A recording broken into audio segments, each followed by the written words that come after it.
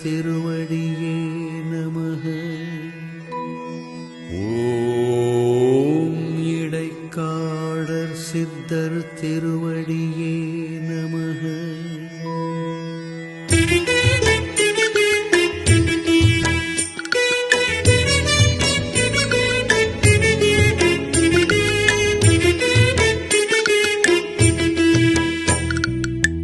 வெள்ளை உள்ளம் கொண்டவரே எந்தன் உயிர் இடைக்காடர், வேதனையை தீர்ப்பவரே எந்தன் மூச்சின் இடைக்காடர், துன்பங்களை அழிப்பவரே நித்தம் திரு இடைக்காடர், தூய நிலை அடைந்தவரே ஜீவ ஒளி இடைக்காடர்.